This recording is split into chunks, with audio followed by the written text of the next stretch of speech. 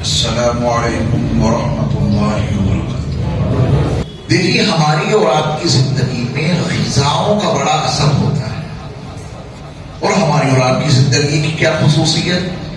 غذا تو سب کو چاہیے، تو غذا کا بڑا اثر ہوتا ہے نا، جیسی غذا ویسے اثرات۔ جس کی جو غذا ہو وہی دینی چاہیے۔ کوئی آدمی یہ سوچے کہ اپنی اسکوٹی میں آج مٹی کا تیل ڈالیں گے، تو جو اسکوٹی کی غذا ہے اس کے خلاف جب اس کو غذا دی جائے گی تو اس کے انجن کا کیا حال ہوگا؟ پیٹرول کی جو گاڑی ہے اس میں ڈیزل ڈال کے دیکھیے، انجن کا کیا حال ہوگا؟ ڈیزل والی گاڑی میں پیٹرول ڈال کے دیکھیے تو اس کا حشر کیا ہوگا؟ تو یہ جو ہمارے اور آپ کے وجود میں جتنا بھی غذائی تقاضے ہیں، یہ کون متعین کرے گا کہ اس میں کیا ڈالنا ہے؟ متعین وہی کریں گے جنہوں نے یہ بنایا ہے۔ بھئی اسکوٹی میں کیا ڈالنا ہے نہ میں طے کر سکتا نہ آپ۔ جس کمپنی نے وہ اسکوٹی بنائی ہے وہ آپ کو کمپنی بتائے گی اس میں یہ چیز ڈالنا۔ ٹریکٹر جنہوں نے بنایا ہے وہ بتائیں گے اس میں کیا ڈالنا ہے۔ جنہوں نے کار بنائی ہے وہ کمپنی بتائے گی اس میں آپ کو کیا ڈالنا ہے۔ تو یہ جو ہماری اور آپ کی باڈی ہے یہ ہم نے بنائی یا آپ نے، یا امی نے بنائی یا ابا نے، یا میڈیکل سائنس کے کسی ڈاکٹر نے؟ یہ کس نے بنائی ہے باڈی؟ اور اس شان و شوکت سے بنائی کہ مٹیریل کہیں باہر سے لائے نہیں۔ یہ مسجد جو آپ نے بنائی ہے مٹیریل باہر سے لانا پڑا نا، اینٹیں لانی پڑی، سیمنٹ لانی پڑی، بدرپور لانا پڑا، لوہا، تمام سامان آپ نے منگایا تب جا کے مسجد بنی۔ یہ جو ہماری اور آپ کی باڈی ہے، جو ہمارا اور آپ کا جسم ہے، 5 فٹ کا، 5.5 کا، 4 کا، جو بھی ہے، کوئی 60 کلو کا ہے، کوئی 70 کلو کا ہے، یہ پورا وجود بنا کہاں تھا؟ ماں کے پیٹ میں۔ یہ کسی کارخانے سے بن کے آئے ہیں ہم لوگ، ماں کے پیٹ میں تیار ہوئے۔ اور جب کسی عورت کا حمل ٹھہرتا ہے تو چاروں طرف سے اس کے دروازے بند ہو جاتے ہیں، نہ اس میں کوئی چیز داخل ہوگی نہ نکلے گی۔ یہی سچ ہے نا؟ یخلقکم فی بطون امہاتکم خلقا من بعد خلق فی ظلمات 3۔ 3 اندھیرے ہیں، 1 2 نہیں۔ اور ان 3 اندھیروں میں، 3 تاریکیوں میں مٹیریل کی سپلائی کے بغیر ہڈیوں کا فولڈر ڈھانچہ اندر بن گیا۔ دنیا میں ہڈیاں بنی نہیں ہیں، بڑی ہیں، بنی ہیں ماں کے پیٹ میں۔ یا دنیا میں آ کے کوئی ہڈی بنی ہے؟ اگر ماں کے پیٹ میں دانتوں کا بیج اندر نہ ہوتا تو یہ دانت باہر نکل سکتے تھے؟ تو یہ پتھر کے دانتوں کا بیج ماں کے پیٹ میں کدھر سے پہنچ گیا؟ رحم چاروں طرف سے پیک تھا، اس میں یہ بالوں کا مٹیریل کدھر سے داخل ہو گیا؟ ناخن جانے کا کہیں سے راستہ ہے؟ تیار ہو گئے۔ یہ سب کس نے بنایا؟ اللہ نے۔ تو جنہوں نے یہ وجود بنایا ہے اس کے مطابق اس میں غذا ڈالیں گے اپنی مرضی سے، یہ طے کرنا ہے۔ ہم دنیا کے معاملے میں بڑے ہوشیار ہیں، دنیا کے معاملے میں سمجھداری کا یہ عالم ہے کہ اس چہرے کو اس صابن سے نہیں دھوتے جس سے اپنا پوچھا دھوتے، اس پاؤڈر سے نہیں دھوتے جس سے کپڑے دھوتے ہیں۔ خوب معلوم ہے اگر وہ ہم نے پاؤڈر لگایا تو ہماری چہرے کی کھال خراب ہو جائے گی، اس کا صابن الگ ہو گیا، کریم الگ ہو گئی، پاؤڈر الگ ہو گیا۔ اتنے سمجھدار ہیں اپنے دنیا کے معاملے میں۔ جو چیز لاتے ہیں اس میں جو چیز ڈالنا ہے، شٹر میں کیا پیٹرول ڈالیں گے اس کو نرم کرنے کے لیے، اوپر نیچے لے جانے کے لیے؟ اتنے ہوشیار ہیں، اس میں جو گریس ڈالنی ہے وہی لگائیں گے، وہاں پیٹرول نہیں ڈالیں گے۔ ہر چیز کی غذا دنیا کے معاملے میں بڑی سمجھداری سے ہم دیتے ہیں، جس کی جو غذا ہے۔ بکری کو گوشت کھلاتے ہیں، کیا دیتے ہیں اس کو؟ چارہ. یا ارادہ یہ ہو کہ صاحب گوشت بننا ہے بکری کا اور ہمیں بکری کا گوشت کھانا ہے، آج گوشت کھلائیں گے تو کل گوشت بنے گا. ایسا تو نہیں کرتے. اس کو چارہ کھلاتے ہیں، پتے کھلاتے ہیں. یہ کام اللہ کا ہے کہ وہ ان پتوں کو، اس چارے کو بوٹیوں میں بدل دیتے ہیں. آپ بھی بدلتے ہیں، ایسا نہیں کہ آپ نہ کچھ بدلتے ہو. پنیر کس سے بناتے ہیں؟ دودھ سے. دودھ کو آپ نے بدلا تو پنیر بن گیا، اس کی بوٹیاں سی بن گئی. یہ آپ کی کارستانی ہے. آپ نے دودھ کو بدلا تو آپ نے دہی بنا لیا. آپ نے دودھ کو بدلا تو گھی بنا لیا. آپ نے دودھ پر محنت کی تو مٹھا بنا لیا. یہ آپ کی کارستانی ہے. ہمارے رب کی کارستانی یہ ہے کہ وہ پتوں کو اور گھاس کو بوٹیوں میں اور گوشت میں بدل دیتے ہیں.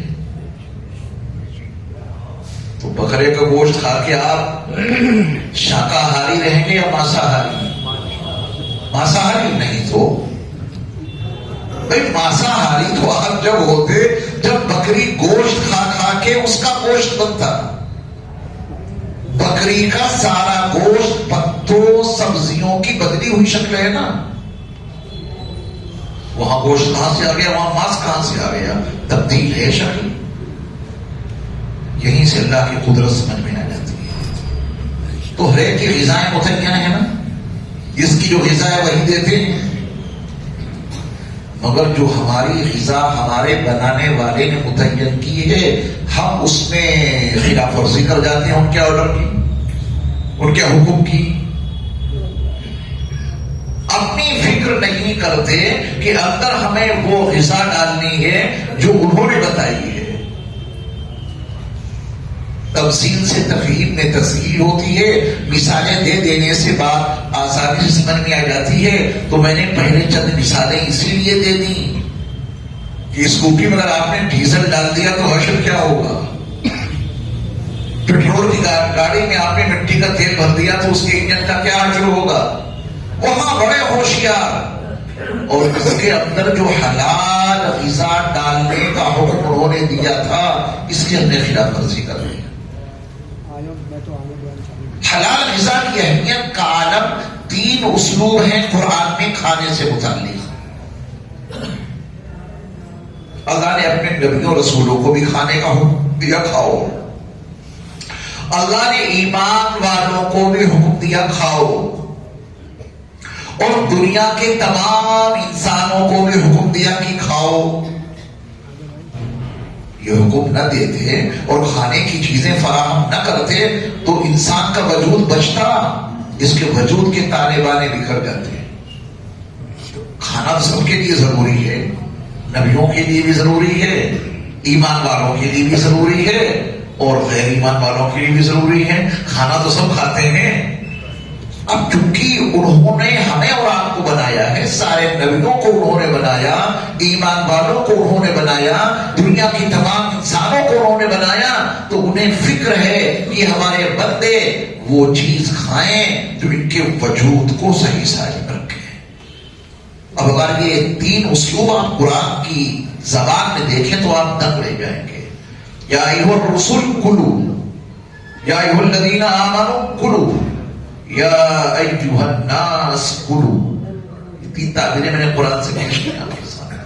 اے نبیو تم کھاؤ، اے رسولو تم کھاؤ، یا ایھا الذین آمنوا کلوا، اے ایمان والو کھاؤ.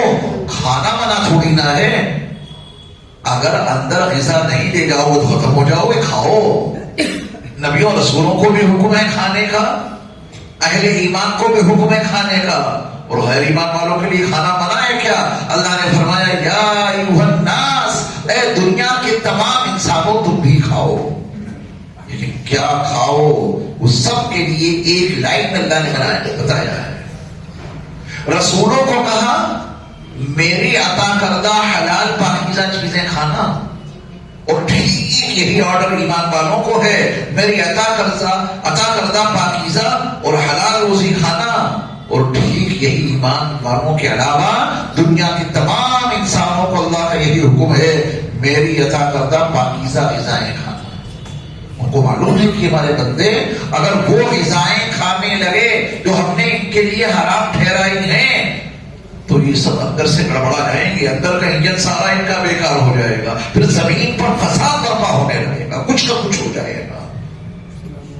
اتنی باتیں سمجھ میں آئی آرام سے، آسانی سے. اب ظاہر بات ہے کہ ہم ساری غذاؤں کا تذکرہ کر نہیں سکتے آج کی نشست میں. ایک ایسی غذا جو انسان کو اندر سے باہر سے تباہ کر کے رکھ دیتی ہے، اگر وہ چیز اندر چلی گئی میں اس کا تذکرہ کرنا چاہتا ہوں. زیادہ ایک سبب یاد کرنا ہے، وہ چیز اندر نہ جائے وہ بڑی تباہ کن ہے، بہت زیادہ تباہ کن ہے. اگر وہ چیز اندر چلی گئی اللہ نے اس سے بہت سختی سے منع کیا اور یہ بتا دیا کہ شیطان کی پوری کوشش رہے گی کہ وہ چیز تمہارے اندر اتار دے. شیطان ہمارا اور آپ کا اتنا بڑا دشمن ہے جس کی دشمنی کبھی دوستی میں تبدیل نہیں ہو سکتی. یہاں سعودی عرب میں کسی کی لڑائی ہو جائے، کوئی کسی کے باپ کا بھی قتل کر دے تو امکان ہے کہ فیوچر میں مستقبل میں ہو جائے گی دوستی، اور ہو جاتا ہے. بڑی بڑی لڑائیاں ختم ہو جاتی ہیں، دشمنی عداوت دوستی میں تبدیل ہو جاتی ہے نا. یہ ہمارا جو دشمن شیطان ہے اس کی دشمنی کبھی دوستی میں تبدیل نہیں ہو سکتی، کھلا دشمن ہے یہ. تو اب ایک طرف اللہ کا فرمان اور ایک طرف شیطان کا مشن. شیطان کا مشن یہ ہے کہ وہ چیز ایمان والوں کے اندر وہ اتار دے. غیر ایمان والوں کو تو کوئی مسئلہ ہی نہیں، ان کے لیے کوئی قانون ہے ہی نہیں. شیطان کا پورا مشن کیا ہے کہ وہ غذا ان کے اندر اتار دے، کیونکہ وہ دشمن ہے اور دشمن کی تباہی چاہتا ہے. یہ اچھائی چاہے گا، تباہی چاہے گا. تو دشمن ہمیں اور آپ کو تباہ کرنے کے لیے وہ ایک چیز ہمارے اندر اتارنا چاہتا ہے. اور ہمارے رب بڑے کریم ہیں، بڑے رحیم ہیں، ان کو بڑی محبت ہے ہم سے اور آپ سے. تو انہوں نے آگاہ کر دیا کہ تمہارا دشمن جو شیطان ہے وہ تمہارے اندر یہ چیز اتارنا چاہے گا، اور ہم تمہیں آگاہ کرتے ہیں کہ اس سے بچ کے رہنا، اس سے پرہیز کرنا، اس سے بہت دور رہنا، اس کے قریب نہ جانا. تو آئیے ہم اور آپ پہلی فرصت میں تہیہ کر لیں کہ شیطان ہمارے اندر جو چیز اتارنا چاہتا ہے، جو چیز اندر ڈالنا چاہتا ہے جس سے ہم مکمل طور پہ تباہ ہو جائیں گے، ہم شیطان کی بات نہیں مانیں گے اور ہمارے اللہ نے ہمیں اس سے بچنے کا حکم دیا ہے تو ہم اپنے آپ کو اس سے بچا کے رکھیں گے. ٹھیک ہے؟ اس کا نام کیا ہے ابھی بتاؤں گا، لیکن اس سے پہلے میں آپ کو ایک اللہ کا سسٹم بتاؤں. میں نے ایک مقصد کے تحت عورت کے رحم میں پلنے والے بچے کا تذکرہ آپ کے سامنے شروع بھی کیا، ایک مقصد کے تحت، ایک بڑی بات کو سمجھانے کے لیے.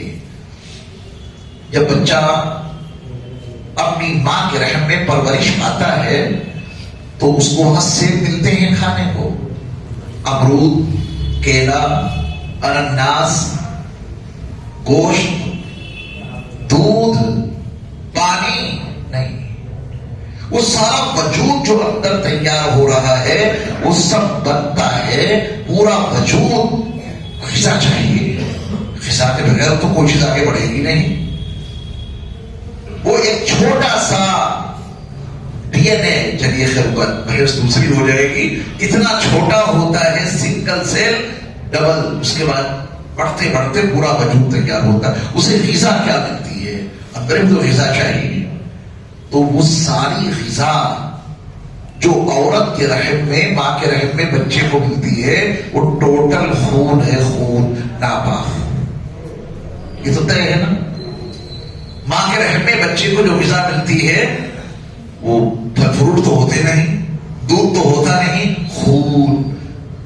وہی جو حیض کا ماہانہ خون ہوتا ہے وہ رک جاتا ہے، وہ اندر بچے کی پرورش میں استعمال ہوتا ہے. میرے ایمان والے بھائیوں، اللہ کے سسٹم پہ، ان کے نظام پہ غور کرو کہ انہوں نے وہ حرام خون دیا تو ہے غذا میں، کیونکہ وہاں باہر کی غذائیں تو چلیں گی نہیں، اور اندر خون ہی خون ہے اور اتنا ناپاک خون ہے. اب آپ مجھے بتائیے کہ عورت کے رحم میں، اس بچے کی ماں کے رحم میں اس کی غذا جو مل رہی ہے خون سے، وہ خون اللہ منہ سے داخل کرتے ہیں یا ناف سے؟ یہ بتایا مجھے. دنیا میں تو سارے غذا اس منہ سے دیتے ہیں، ہے کہ کوئی بیمار ہو جائے تو پھر اس کے پائپ لگتے ہیں، نلکی لگتی ہے، پھر کہیں اور سے غذا دی جاتی ہے، تو مجبوری کی چیز ہو گئی. دنیا میں فطری طور پہ غذا کس سے لیتے ہیں ہمارا؟ منہ سے. لیکن اللہ نے عورت کے رحم میں وہ خون سے جو غذا دی ہے، وہ خون جو کہ بڑا ناپاک ہے، وہ انہوں نے اس منہ سے دیا یا ناف سے؟ سب سارے ساتھی بولے اگر منہ سے دے دیتے تو نہیں اندر جاتا کیا؟ چلا تو جاتا.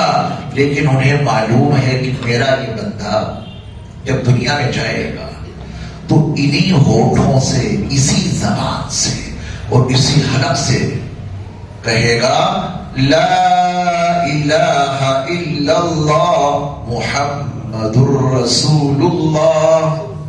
اسی منہ سے ہمارا بندہ پڑھے گا اللہم صلی علی سیدنا محمد وعلی آل سیدنا محمد وبارک وسلم. میرا بندہ یہ اسی منہ سے درود و سلام پڑھے گا، پڑھے گا، قرآن کی تلاوت کرے گا.